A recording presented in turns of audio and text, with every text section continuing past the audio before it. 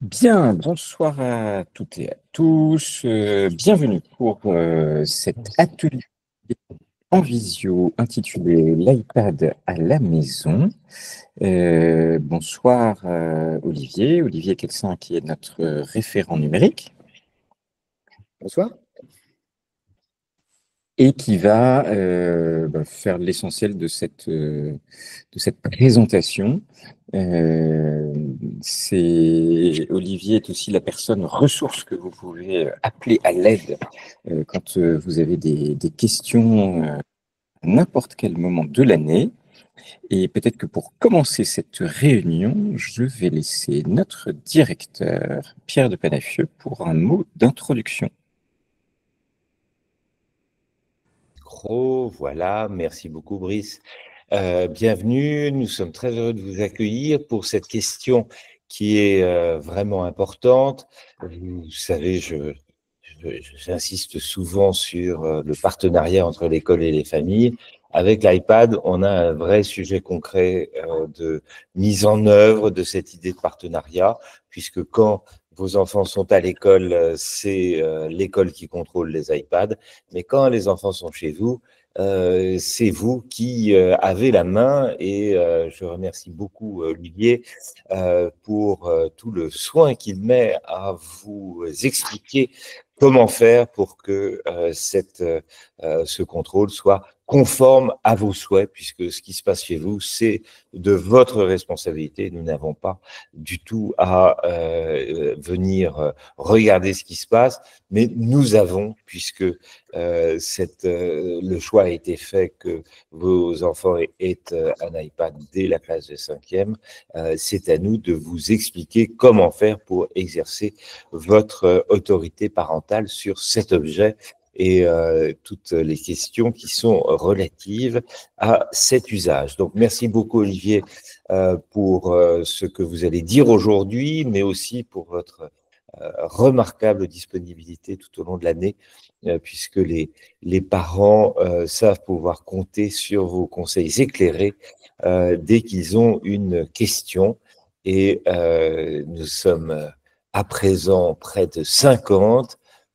C'est un nombre considérable, mais n'hésitez pas à inciter vos amis qui, pour une raison ou pour une autre, ne pourraient pas assister à cette conférence, à la regarder plus tard, puisqu'elle est enregistrée et qu'elle sera à votre disposition, de manière à ce que nous puissions vraiment avoir une attitude commune vis-à-vis de cet objet qui fait la navette entre l'école et votre foyer.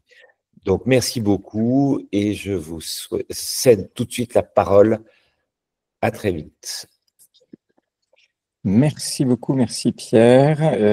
Je continue peut-être par un mot très, très général avant de vous laisser rentrer dans le plus particulier, Olivier, pour dire que il nous semble important pour l'ensemble des outils numériques que vos enfants utilisent, que ce soit l'iPad ou que ce soit un outil partagé, que ce soit éventuellement un téléphone portable, en place des solutions de contrôle. Donc là, on va se focaliser sur l'iPad de l'école alsacienne, mais le propos général, c'est que ça demande un peu d'attention parce que les élèves peuvent faire malheureusement un certain nombre de choses qui ne sont pas, enfin, qui sont excessives parfois. L'iPad de l'école, il a la chance d'être très verrouillé déjà au départ, puisque les élèves ne peuvent installer que qui sont celles choisies par les professeurs de l'école alsacienne. L'accès à Internet est extrêmement limité, c'est-à-dire limité à quelques sites en 5e et en début de 4e jusqu'aux vacances de la Toussaint. Donc, il n'y a quasiment aucun accès à Internet jusqu'à cette période-là. Ensuite, il est ouvert, mais avec un filtre de contrôle que nous avons renforcé cette année, c'est-à-dire que tous les sites, évidemment, interdits sont filtrés, mais aussi les sites de jeux, de loisirs, etc., puisque c'est un iPad de travail et pas un iPad de loisirs. Et par défaut, s'il y a un site pas de catégorie connue, il est filtré également et nous pouvons déverrouiller bien sûr les filtres au cas par cas. Si jamais il y a des sites qui passent au travers du filtre, vous pouvez aussi nous les signaler pour qu'on les limite.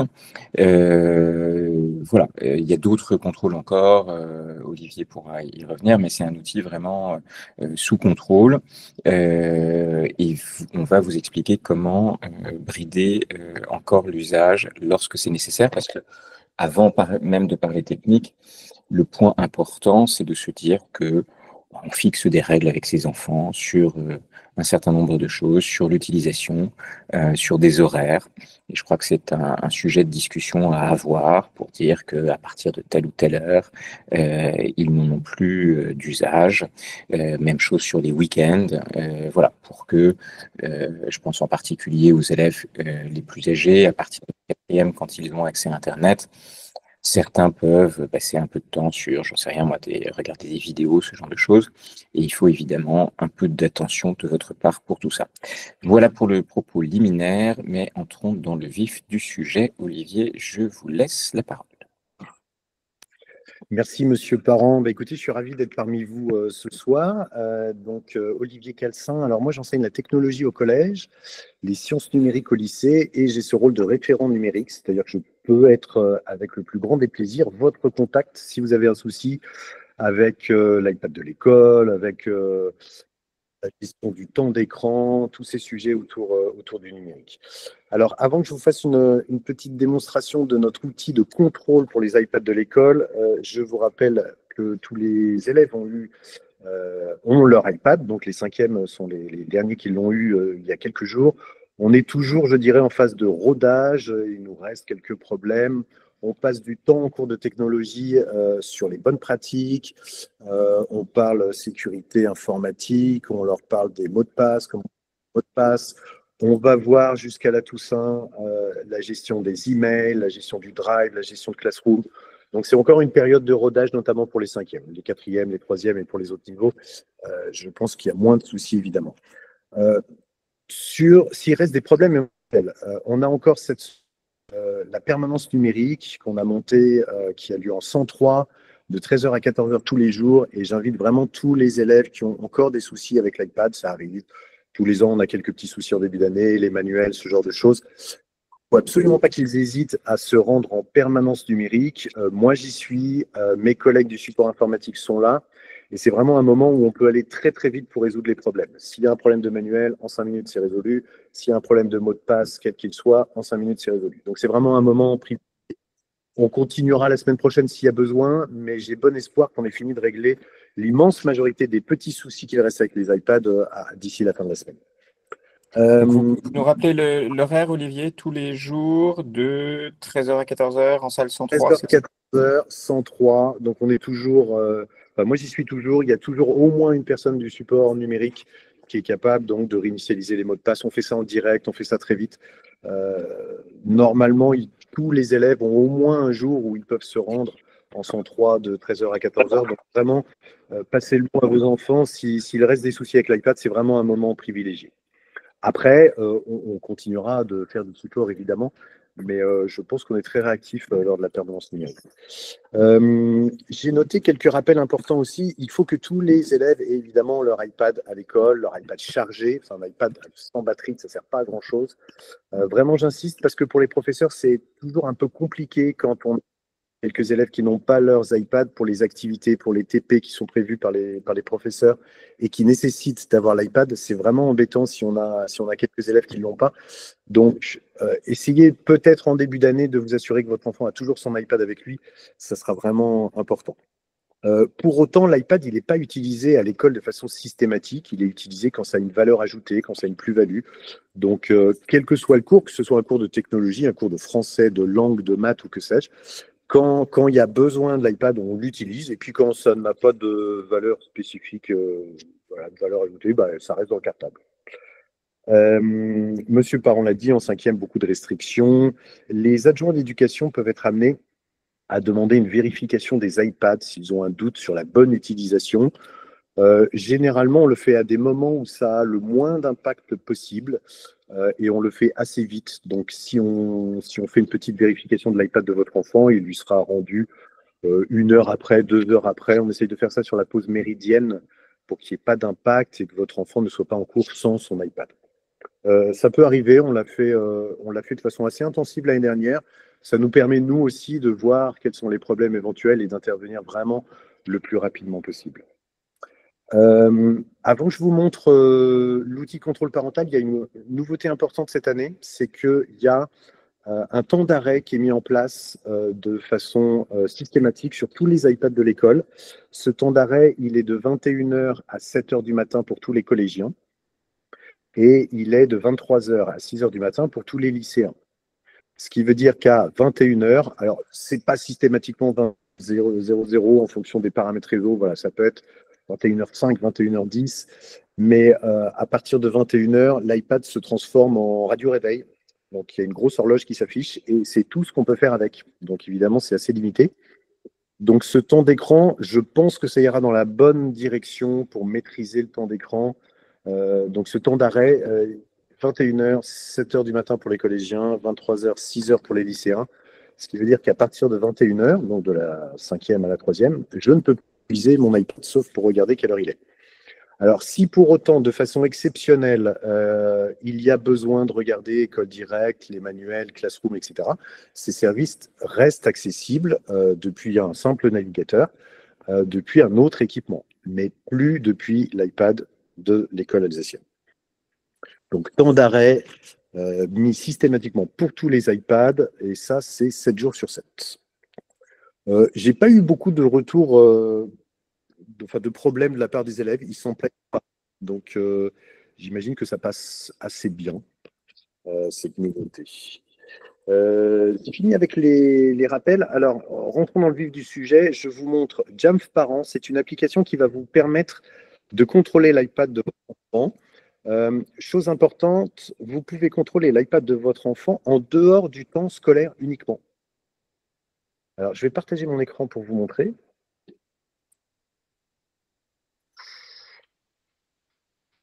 Est-ce que ça marche? Je vais partager tout l'écran. Monsieur Parent, est-ce qu'on voit bien mon écran? Ok, super.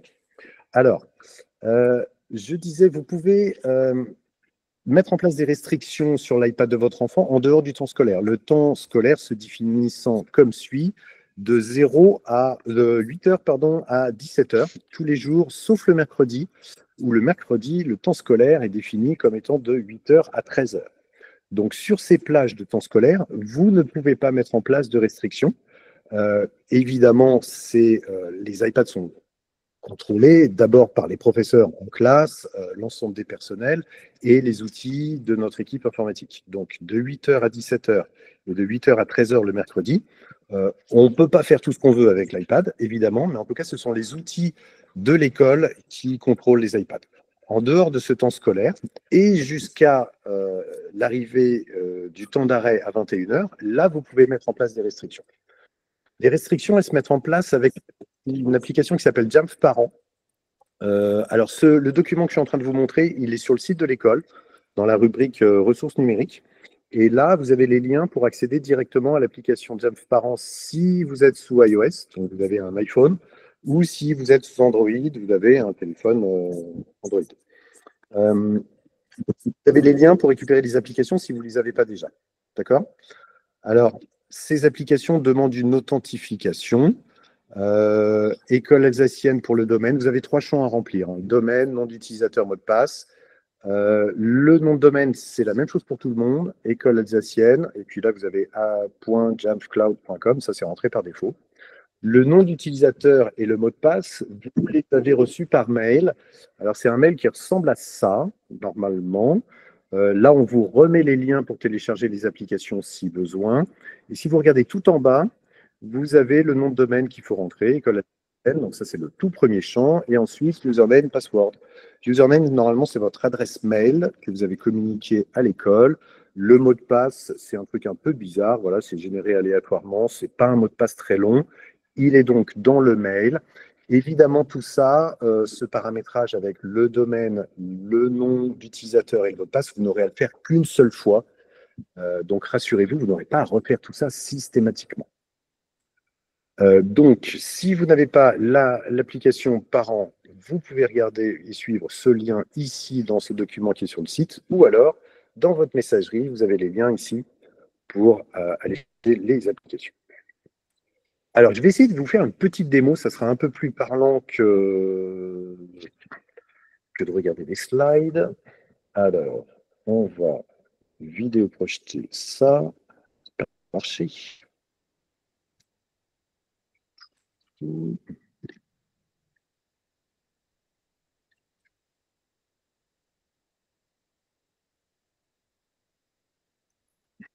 Alors, ce que vous allez voir sur mon écran, c'est mon iPad personnel que j'utilise pour gérer le temps d'écran de mes enfants.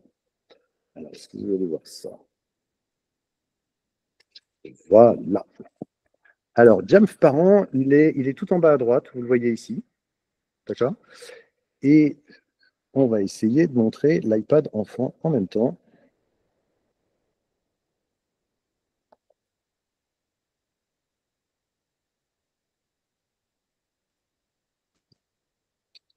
Si ça veut bien. Alors, le temps que je récupère l'iPad de l'enfant, je vous montre Jamf Parent à quoi ça ressemble. Alors, quand je lance l'application, vous arrivez sur une page d'accueil comme ça. Alors, moi, je vois le nom de mon fils, il s'appelle Robin Calcin. Si vous avez plusieurs enfants, le petit icône en haut à gauche, là, vous pouvez passer d'un enfant à l'autre. Alors, moi, là, j'ai que Robin, mais si vous avez deux enfants, vous verrez deux enfants et vous pourrez passer du paramétrage d'un enfant au paramétrage à un autre enfant, évidemment. Alors, est-ce que je peux vous montrer? Je ne peux pas vous montrer l'iPad enfant.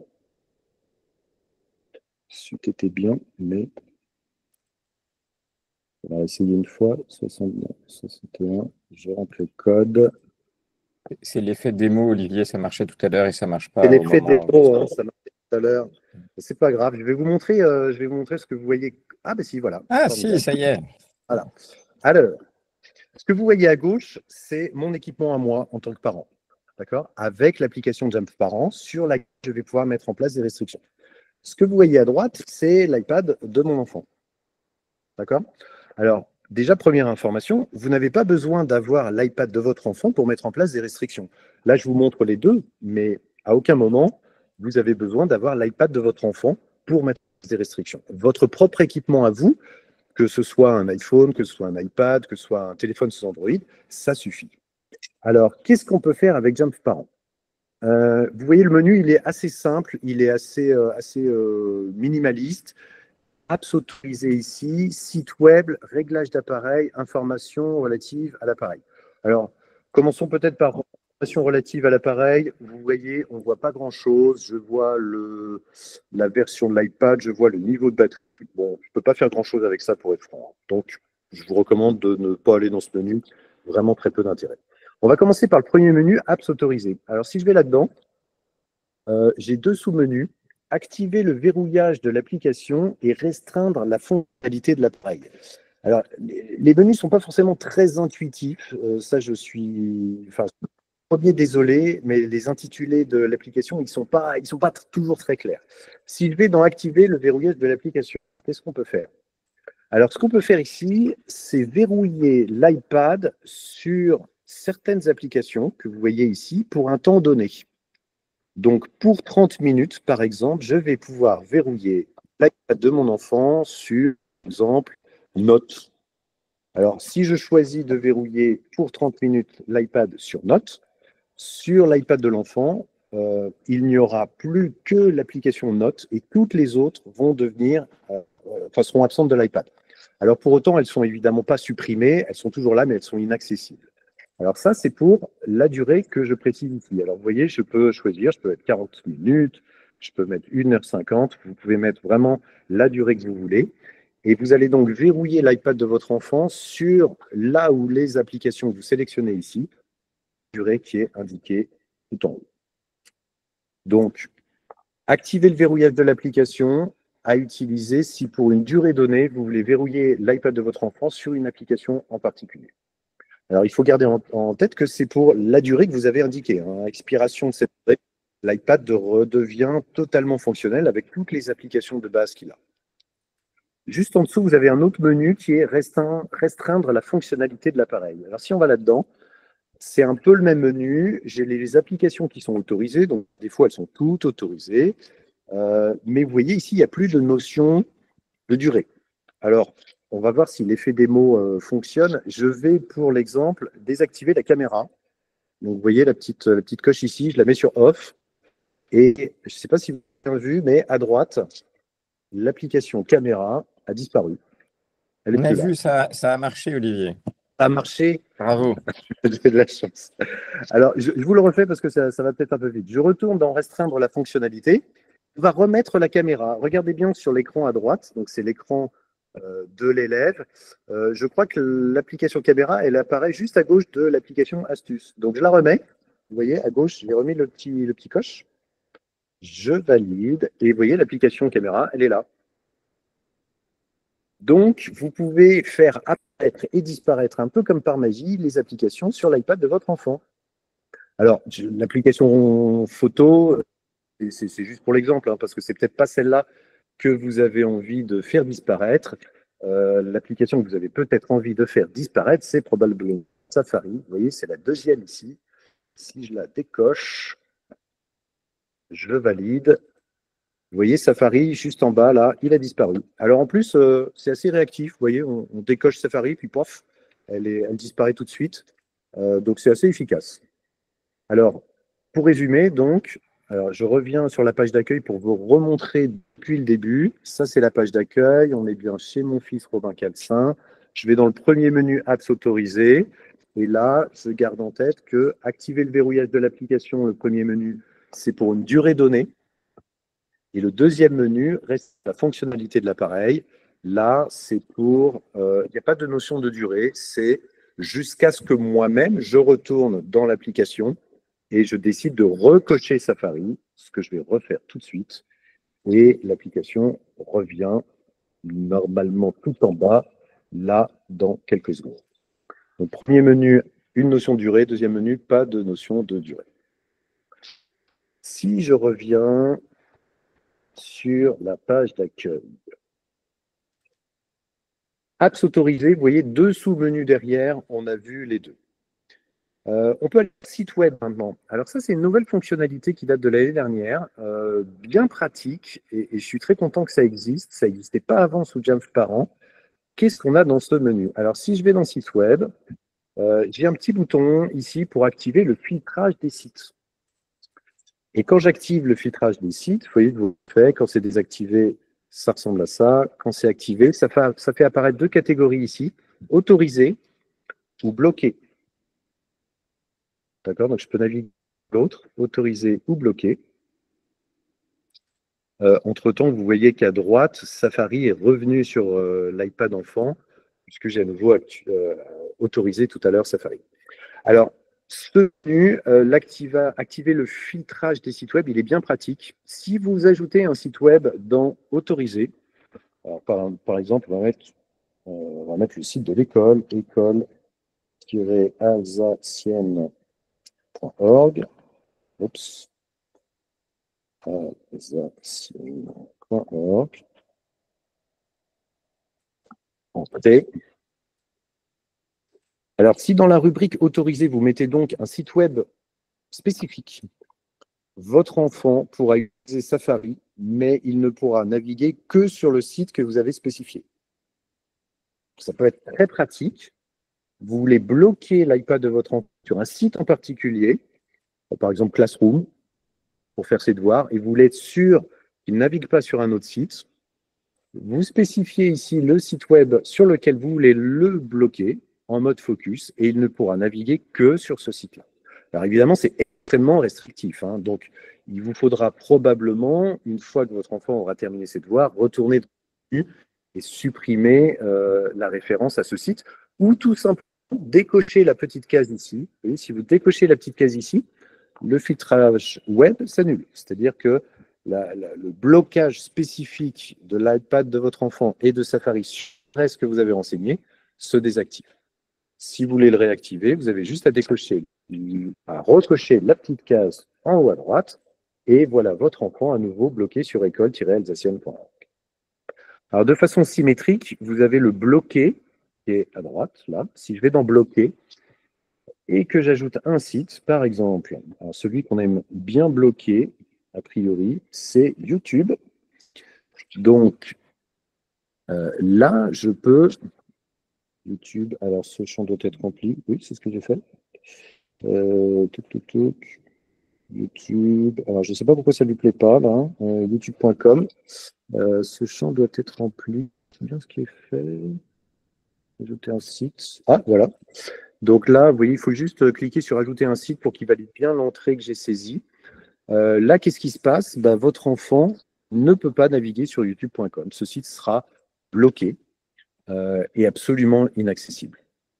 Alors, si vous aviez autorisé un site de l'autre côté, à gauche, là, vous allez me dire, oui, mais de toute façon, vous nous aviez dit qu'il était bloqué sur école-alsacienne.org. C'est absolument vrai. Donc, c'est un peu redondant d'autoriser un site et de bloquer un site. Mais si vous enlevez cette adresse, donc, hop, je la fais disparaître, il y avait le petit moins qui était là.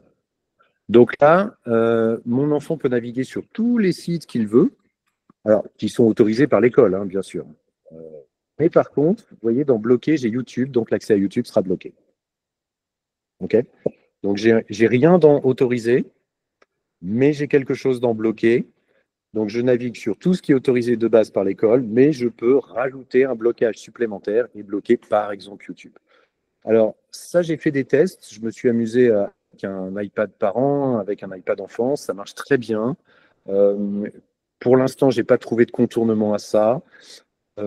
Si votre enfant, par exemple, a lancé déjà Safari et a lancé déjà un accès à YouTube, si vous le mettez dans bloquer, l'idée, en fait, ça va fermer, ça va forcer la fermeture de la fenêtre Safari et la fermeture de YouTube. Donc, même si votre enfant avait déjà au préalable, avant que vous mettiez la restriction, bloqué YouTube, ça marche quand même. La fenêtre va fermer, quoi que fasse l'enfant. Et s'il la réouvre, il n'aura plus accès à YouTube. Alors, ça, c'est vraiment très pratique, je trouve, si on a un problème spécifique avec un site web et qu'il y a un temps d'écran qui est vraiment difficile à gérer pour l'enfant. Vous bloquez spécifiquement cette adresse ici. Après, il vous faudra éventuellement retourner ici dans l'application parent pour jouer avec les sites autorisés et les sites bloqués en fonction de l'évolution. Si le site que vous aviez bloqué ne représente plus un souci pour votre enfant en termes de gestion d'écran, vous pourrez vous permettre de supprimer le site bloqué ici. Alors, quelles que soient les fonctionnalités que vous utilisez dans Jump Parent, c'est quelque chose qu'il faut garder en tête. Malheureusement, on ne peut pas se dire j'utilise Jump Parent, je mets un réglage en place et après, c'est terminé, j'ai plus à m'en occuper, j'ai plus de charge mentale. Et vous aurez toujours un petit peu de charge mentale parce qu'il faudra adapter les restrictions que vous mettez en place, les adapter dans le temps, puisque il y a des temps scolaires, il y a des vacances, vous n'avez peut-être pas envie de mettre en place les mêmes restrictions en fonction de quand il y a école, quand c'est les vacances. Et puis, tout au long de l'année, vous allez peut-être avoir des moments où la gestion de l'iPad est un peu difficile et vous voudrez être très restrictif, et des moments où ça va bien et vous voudrez l'être un peu moins. Donc, je pense que la bonne pratique, c'est de se dire, OK, je sais ce que je peux mettre en place comme restriction dans Parents, et en fonction de ce qui se passe, et en fonction de l'évolution, et en fonction de est-ce qu'on est en vacances ou pas, j'adapte mon niveau de restriction. Donc, si je reviens en arrière pour vous montrer depuis le début, donc là, on était sur le deuxième menu, site web. Ici, je peux mettre des choses dans autoriser, je peux mettre des choses dans bloquer. Gardez en tête que si je mets un site dans la catégorie autorisé, votre enfant ne pourra accéder qu'à ces sites-là uniquement. Si je mets rien dans autorisé, mais que je mets quelque chose dans bloqué, c'est le site qui est spécifié dans bloqué qui sera bloqué. Les autres sites seront toujours accessibles. Alors, sans rentrer dans le détail et sans être trop technique, il y a quand même un point de vigilance sur les sites qu'on autorise ou qu'on bloque ici. Il faut que vous ayez des sites qui fassent des redirections. Je vous donne un exemple. Si un élève accède à BBC .co.uk, donc la version spécifiquement anglaise du site de la BBC. En fait, la BBC fait une redirection automatique vers bbc.com. Donc, si vous voulez que votre enfant n'accède pas du tout au site de la BBC, il va falloir mettre dans les sites bloqués ici bbc.uk, mais aussi bbc.com. Il va falloir mettre les deux. Mais bon, je ne rentre pas dans le détail. Si un jour vous avez un souci de redirection, n'hésitez pas à me contacter. Ça reste peu fréquent quand même, les sites qui font des redirections automatiques, mais sachez que ça existe. Si vous bloquez un site et que vous observez que sur l'iPad de votre enfant, le site n'est pas bloqué de façon effective, ça, généralement, c'est le souci. C'est qu'il y a le site fait une redirection automatique et la cible de la redirection automatique, elle n'est pas bloquée. Donc à ce moment-là, n'hésitez pas à me contacter, puis on regardera quels sont les sites qu'il faut ajouter dans la catégorie bleue, parce que ça veut dire qu'il faudra ajouter plusieurs adresses.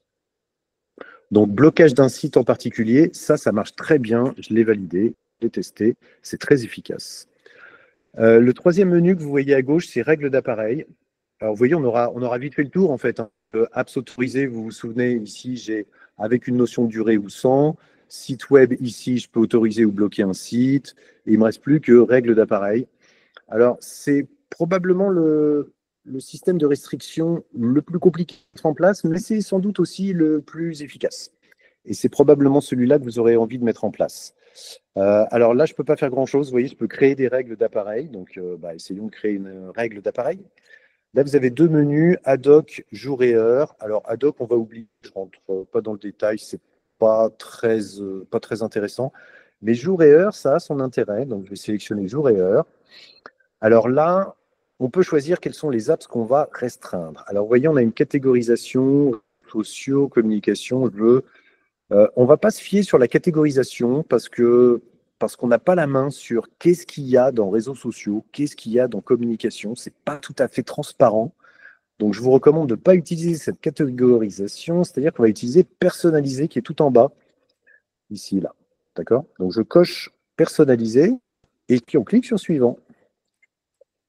Et là, si je clique sur suivant, je vais pouvoir sélectionner certaines apps que je vais pouvoir restreindre. Alors attention, ici, ce sont les apps qu'on veut autoriser, ce qui n'est pas très clair dans l'interface. En plus, on a apps restreintes ici, mais gardez en tête que ce sont vraiment les apps que vous allez... on va autoriser Maps, par exemple, on va autoriser Notes, on va utiliser Caméra. Je vais un peu tout sélectionner, en fait, sauf Safari, puisque généralement, évidemment, c'est avec Safari qu'on a un petit souci. Alors, vous voyez, il y a des applications, c'est toutes les applications qui sont de base sur l'iPad.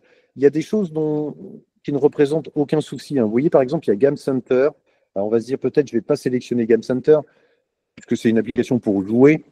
Mais de toute façon, cette application n'est pas sur l'iPad de vos enfants. Donc, que vous le sélectionnez ou pas, ça n'aura aucune incidence. L'iTunes Store, c'est pareil. Je peux le sélectionner, je peux le désélectionner. De toute façon, il n'est pas disponible sur l'iPad de vos enfants. De même que plein de choses, de même que FaceTime, messages. Ça, de base, ce n'est pas sur l'iPad de vos enfants. Donc, pas d'inquiétude.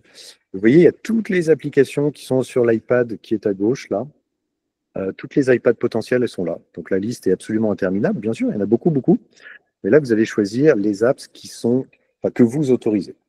Je clique sur suivant. Alors, vous voyez, je n'ai pas coché Safari. Je clique sur suivant.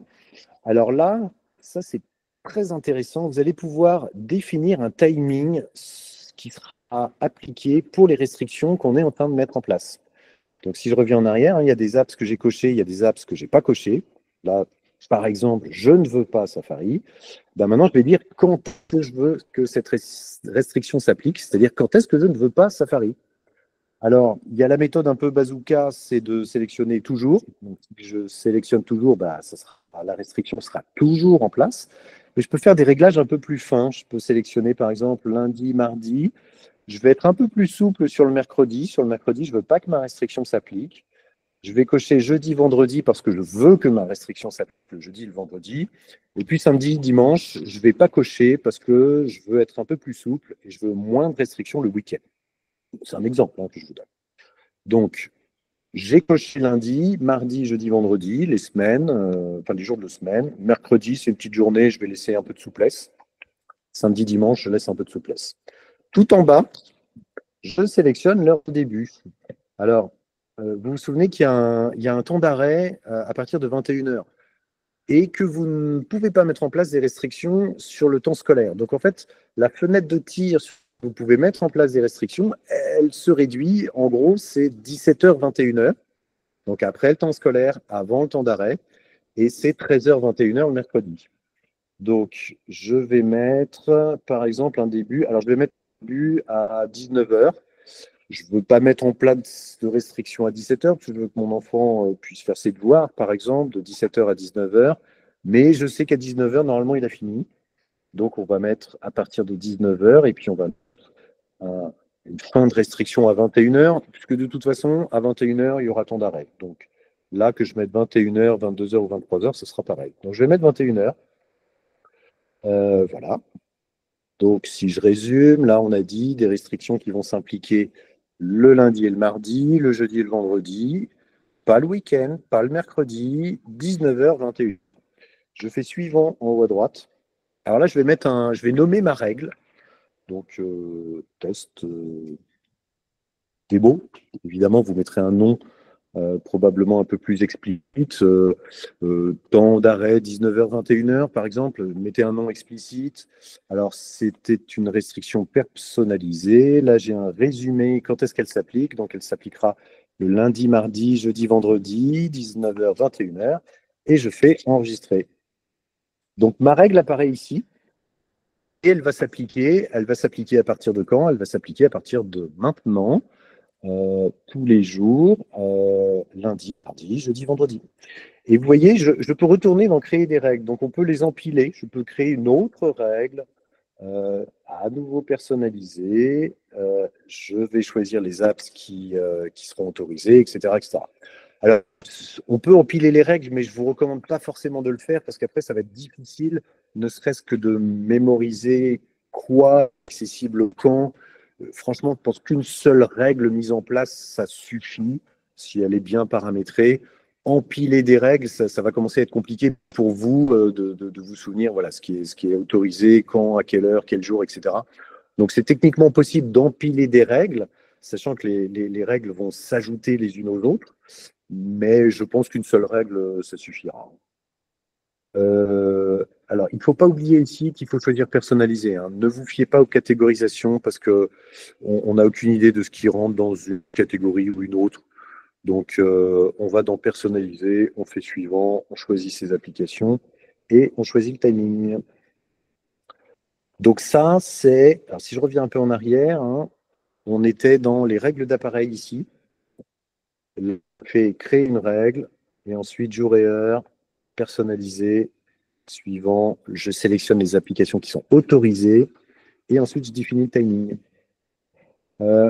Ce type de restriction, il a quand même un avantage par rapport à ce que je vous ai montré au tout début. Donc, ce que je vous ai montré au tout début, c'était dans le premier menu, ici, là, apps autorisées. Je perds à choisir les règles d'appareil parce que je sais qu'elles vont se mettre en place le jour J à l'heure H. Apps autorisées, pour le coup, c'est un peu contraignant parce qu'il va falloir vous retourner dans le menu pour supprimer éventuellement votre restriction si vous voulez la lever. Alors que dans règles d'appareil, vous avez compris qu'il y a une programmation à l'avance en fonction des jours. Je m'épargne de retourner dans l'application parent et de supprimer mes restrictions. Mais en tout cas, les trois sont possibles. Ouais. Ce qu'on peut dire, Oui. c'est que c'est ce que vous disiez tout à l'heure, c'est que c'est vraiment cette utilisation qui est la plus simple et la plus pertinente. Après, ce que vous avez montré au préalable sur la possibilité d'interdire un site internet, sur la possibilité d'agir tout de suite sur l'iPad, je pense que c'est bien que chaque parent regarde. Mais ce qui est facile à mettre en place, c'est de se dire, si on est très concret, par exemple, on se dit 21h pour mon enfant, c'est trop tard. J'ai envie que l'iPad il soit bridé dès 20h. Comme ça, il a fini son travail à cette heure-là, tout va bien, et il va plus pouvoir utiliser son iPad à partir de ce moment-là. Dans ce cas-là, je crée une règle, une fois pour toutes. On peut la changer à un moment dans l'année, mais elle sera valable toute l'année, où je dis qu'à partir de 20 heures, l'iPad, il utilise uniquement, j'en sais rien, moi, l'horloge ou l'appareil photo. Et comme ça, l'iPad est de fait bloqué au-delà de ce que l'école alsacienne propose. C'est ça, hein, Olivier? Absolument, exactement. Alors, via l'application parent, il n'y a pas d'autres fonctionnalités. Donc, vous voyez, c'est assez minimaliste, hein. On a restreindre une app avec une durée, restreindre une app sans durée, filtrer les sites web et la mise en place de règles avec un timing, comme on vient de le voir. Je vous montre, donc là, c'est l'iPad élève que vous voyez. Je vous montre élève quand même vite fait. Vous voyez que élève, c'est l'App Store école alsacienne. Les élèves n'ont pas accès à l'App Store, donc ils ne peuvent en aucun cas ajouter une application qui ne serait pas validée par nous. À la place de l'App Store, ils ont élève, et dans élève, ils ont mes ressources. Et là, ce que vous voyez à l'écran, c'est toutes les applications qui sont à dispo. Oups, ça a disparu. Est-ce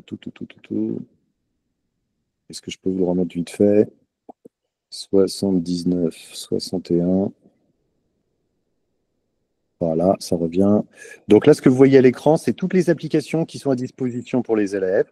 Alors, des fois, il y a obtenir, des fois, il y a supprimer. En fait, il y a supprimer quand l'application est déjà sur l'iPad. Donc, visiblement, mon fils aime faire des défis relatifs, défis tables, et il utilise un dictionnaire en anglais. Mais par exemple, il n'a pas déjà téléchargé le littré. Donc là, j'ai obtenir. Si je fais obtenir, l'application va se télécharger sur l'iPad de l'enfant. Si je supprime, alors je ne veux pas parce que ça va l'embêter, mais si je supprime défi relatif, l'iPad ne sera plus sur l'iPad de l'enfant. Mais en tout cas, voilà les applications auxquelles les enfants ont accès. Si ils souhaitent faire ajouter une application qu'ils aiment bien dans ce magasin, c'est possible. Évidemment, on regardera ce qu'est l'application au préalable et on s'assurera qu'elle a un intérêt pédagogique. Si vous aussi, vous avez une app en tête qui peut être très sympathique pour le pédagogique, évidemment, vous pouvez nous demander de l'ajouter, on fera une petite vérification, mais on l'ajoutera avec plaisir. On le fait régulièrement. On a ajouté régulièrement, par exemple, des applications pour écrire des partitions pour les élèves qui sont en CHAM. Enfin, on fait toujours avec plaisir, bien sûr. Mais en tout cas, vous voyez, il n'y a pas d'accès à l'App Store. Tout ce à quoi les élèves ont accès, c'est ici, c'est bien verrouillé. On va enlever ça, ne plus recopier. Est-ce que j'ai oublié quelque chose? Alors, je redéroule mon petit document qui, une fois de plus, sera accessible sur le site de l'école. Je vous ai parlé de tout ça. Je crois que je voulais montrer quand même quelque chose à la fin. Et bien ça, si vous avez le moindre souci, le mail à utiliser, cellule-numérique@école-alsacienne.org. Si vous avez un souci spécifiquement sur le contrôle parental, bien sûr, sur n'importe quel sujet sur l'iPad, vous écrivez à cette adresse. Dernière information, si vous avez un souci pour maîtriser un écran qui n'est pas celui de l'école, on peut vous aider et vous accompagner aussi. On a fait l'année dernière des ateliers pour des outils de contrôle hors équipement école alsacienne. Donc, on a fait par exemple Family Link, qui est un outil assez redoutable pour contrôler les équipements qui sont sous Android. On fait des ateliers avec l'association des parents d'élèves, avec le plus grand des plaisirs. On fait des ateliers de prise en main de cet outil. On fait des ateliers aussi sur temps d'écran. Temps d'écran, c'est une fonctionnalité pour les équipements qui sont sous iOS, donc iPad hors école ou iPhone. Et là aussi, avec grand plaisir, on vous accompagne et on peut monter un atelier pour vous faire des petites démos, mettre en place ces systèmes qui, comme le nôtre, ne sont pas parfaits, mais comme le nôtre, sont absolument nécessaires si vous avez un écran. En fait, on peut retenir que la règle est simple, hein, c'est un écran, un outil de contrôle. Donc, pour l'outil, pour l'iPad de l'école, c'est Jam Parent. Si vous avez un équipement sous Android, c'est Family Link qu'on recommande fortement. Et si vous avez un équipement personnel sous iOS, c'est la fonctionnalité temps d'écran. Mais là aussi, on peut vous accompagner. Donc, si vous avez un gros souci à la maison pour contrôler des iPads personnels qu'il soit sous un de ces deux systèmes, n'hésitez pas, vous écrivez à cellule-numérique et c'est moi qui prendrai le point et évidemment on vous accompagnera. Je crois que Alors j'ai tout. Olivier, on a quelques questions dans le chat, donc on va essayer de les prendre. Si vous avez, puisque je crois que vous avez dit l'essentiel. Alors, d'abord, sur les ateliers spécifiques, je pense que c'est vraiment une bonne chose, voilà, sur Android et autres, pour les outils de la maison. Donc ça sera programmé dans le courant de l'année. Il y avait une question sur les vacances de la Toussaint. J'aurais souhaité savoir ce qu'il va se passer à partir de la Toussaint sur les iPads du collège et du lycée. Alors, en fait, ce qui se passe, c'est juste pour les élèves de quatrième. En fait, on a un Internet qui est totalement bridé en cinquième et en quatrième jusqu'aux vacances de la Toussaint, c'est-à-dire limité à quelques sites qui ont été choisis par les professeurs de l'école, donc il n'y a quasiment rien. À partir des vacances, au retour des vacances de la Toussaint, pour les élèves de quatrième, on ouvre l'accès à Internet, mais comme désormais on a un outil supplémentaire, ça reste extrêmement contrôlé. C'est-à-dire que les jeux, évidemment tout ce qui est sites dangereux, interdits, etc., ça, c'est pas possible, mais y compris des sites de jeux et de loisirs seront interdits.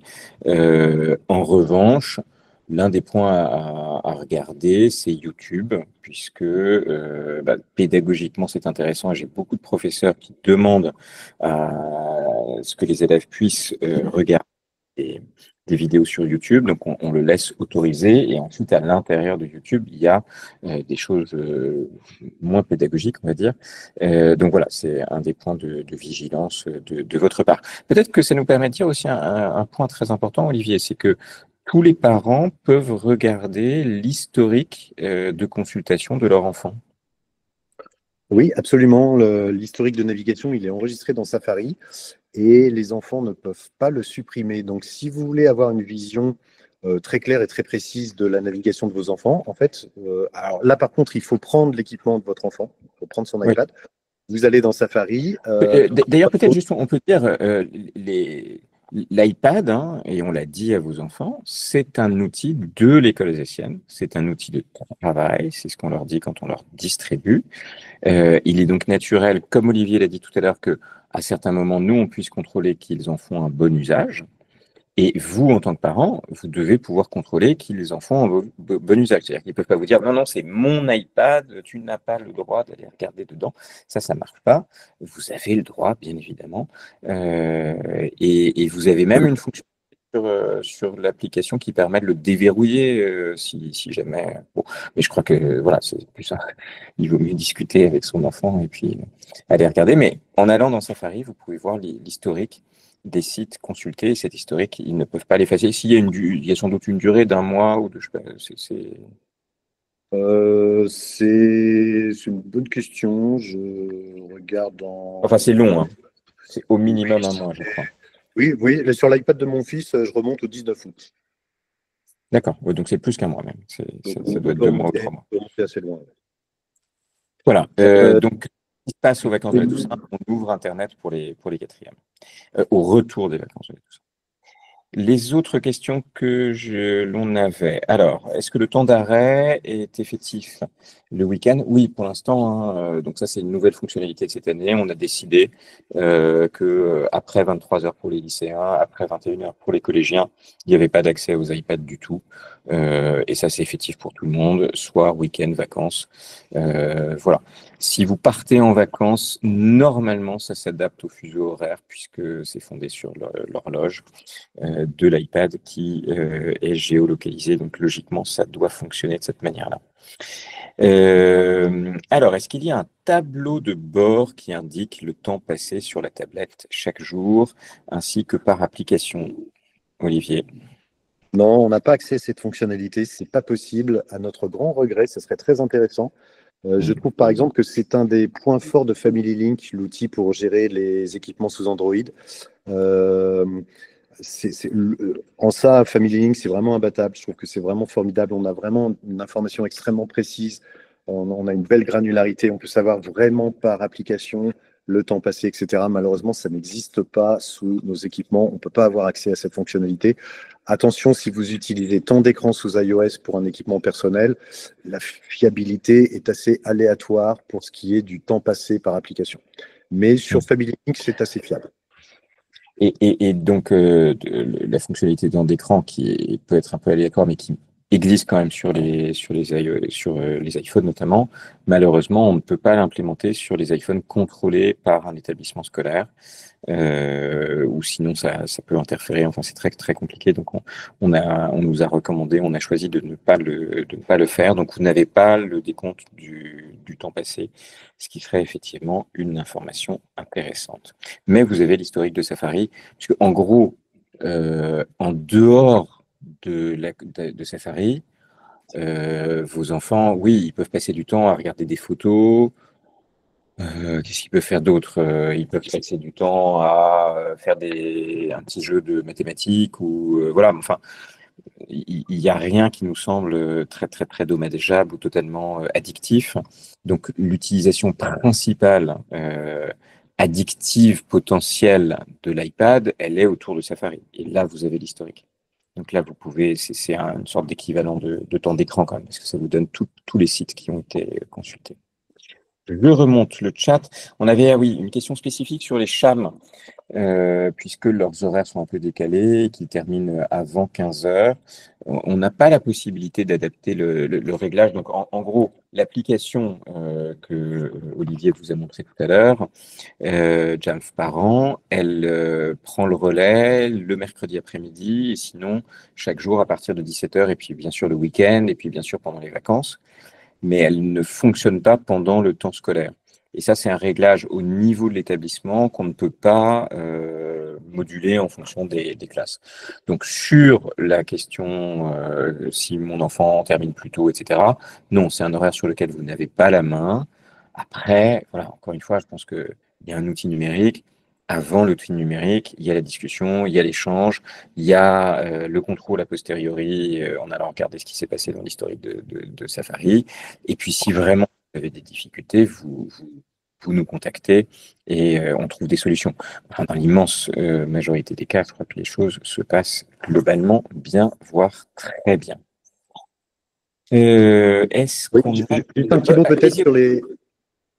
Juste un petit mot peut-être si justement si vous avez une situation vraiment très compliquée, n'hésitez pas à vous adresser à nous aussi via cellule-numérique. Quand la gestion du temps est vraiment très compliquée, on rencontre les enfants, on discute avec eux de façon répétée, itérative. Des fois, on les rencontre toutes les semaines pour faire un point. On peut aussi les rencontrer et parler temps d'écran. Et souvent, c'est quand même assez efficace. On le fait avec voilà, quelques élèves avec qui on a besoin de discuter pour mettre en place des objectifs, disons, chaque semaine ou chaque mois de temps d'écran, des objectifs atteignables. Nous, on peut discuter avec les élèves aussi s'il y a vraiment une difficulté pour maîtriser le temps d'écran. Les autres questions pour le lycée et le collège, est-ce que ça sera bloqué jusqu'à 21h, à partir de 21h jusqu'à la fin de l'année? Oui, a priori, hein, c'est ce qu'on pense. Ensuite, vos retours nous seront précieux. Vous pouvez faire des retours via les délégués. Nous, enfin, moi, je fais un point hebdomadaire avec les vice-présidents de l'association des parents d'élèves pour le collège et le lycée. Donc voilà, si vous avez vous pouvez aussi nous remonter vos questions ou vos interrogations sur la messagerie cellule numérique. On pourra adapter si ça nous semble nécessaire. Mais il nous semble quand même que le temps de sommeil des adolescents, c'est un sujet, que voilà, avoir du temps pour lire, pour faire d'autres choses, c'est quand même tout à fait important. Donc, a priori, on pense garder ce blocage la nuit. Où peut-on avoir la liste des sites web autorisés par l'école? Donc, les sites web autorisés par l'école, c'est uniquement pour les élèves de 5e et de début d'année de 4e. Après, il n'y a plus de liste de sites autorisés, puisque par défaut, ils sont autorisés, à condition qu'ils rentrent bien dans notre filtre Internet. Mais pour les iPads de 5e, je crois qu'on peut les voir quand on va dans Safari. Je crois qu'il y a des onglets. Je ne sais pas si vous avez un iPad 5e là sous la main, Olivier, mais je crois que dans le navigateur, dans la partie favoris, ils doivent apparaître. Mais je vous avoue que je n'ai pas regardé depuis un moment. Normalement, si vous allez dans les favoris de Safari, vous devez avoir la liste des sites autorisés. En gros, c'est quoi? C'est École Directe, c'est tous les sites qui permettent de faire fonctionner les manuels scolaires. Qu'est-ce que j'ai d'autre? Voilà. Oui, il y a quelques sites qui sont demandés par les professeurs, mais la liste est assez courte. Il y a quelques sites pour les langues, spécifiques pour les langues qu'on fait ouvrir. Il y a par exemple eu une demande de mes collègues de chinois cette semaine, quelque chose de très pertinent pour l'apprentissage des langues. Donc là, on l'autorise, mais effectivement, c'est très limité. Donc voilà, je pense que le message, alors il y a deux messages, hein. Il y a un message global, j'espère, qui est de vous rassurer et de vous dire que normalement les choses doivent bien se passer, qu'en cas de difficulté, nous sommes là, voilà. Mais que l'éducation au numérique, comme le disait Pierre de Penafieux en début de réunion, c'est un élément indispensable. Donc l'établissement prend une part importante sur ce sujet. Nous, avec Olivier, avec l'ensemble des professeurs, nous formons les élèves pour qu'ils fassent un usage raisonnable et raisonné des outils numériques ont besoin. Mais il y a aussi une part importante à la maison, que ce soit sur l'iPad de l'école, qui est un outil vraiment très protégé, très, très limité, que vous pouvez contrôler, que nous pouvons contrôler, ou plus encore sur des outils personnels. Et je vous rappelle à cet égard que notre recommandation, c'est pas de smartphone au collège, pas de réseaux sociaux avant 16 ans, enfin 15 ans, c'est la loi française, parce que là, pour le coup, il y a des points qui sont dangereux ou vraiment qui peuvent être embêtants. Et les réseaux sociaux sont bien sûr interdits d'accès sur les iPads de l'école alsacienne. Voilà, entrée courte. Je ne sais pas s'il reste des questions. N'hésitez pas à les poser dans le chat. Vous pourrez retrouver cette vidéo, celle des années précédentes, sur la page de notre site internet qu'on va mettre à jour le plus rapidement possible. Vous avez d'ores et déjà la présentation d'Olivier avec toutes les petites indications qu'il vous a données sur comment utiliser l'application. Et si vous reste des questions, vous les envoyez par mail pour qu'on puisse vous aider et vous accompagner. Voilà. Je ne vois pas d'autres questions, donc ça montre à quel point, Olivier, vous avez été d'une clarté absolue dans votre présentation. Merci infiniment. Merci beaucoup. Merci à tout le monde pour votre présence ce soir, nombreuse, ce qui montre l'importance que nous accordons les uns les autres à ce sujet. Et on vous souhaite une excellente soirée. Notre directeur peut même conclure. Rien de plus que ce que vous avez dit. Merci beaucoup, Olivier. Merci, Brice. Il y aura encore beaucoup de questions. Généralement, c'est la règle. Dès qu'une visio s'arrête, les questions viennent. N'hésitez pas à nous interroger. Vous avez compris que nous étions tout à fait partenaires sur cette question, comme sur beaucoup d'autres, et vraiment faites bon usage des outils qui vous ont été présentés, et surtout parlez avec vos enfants, parce que c'est le point absolument central qui nous anime tous. Merci beaucoup et bonne soirée.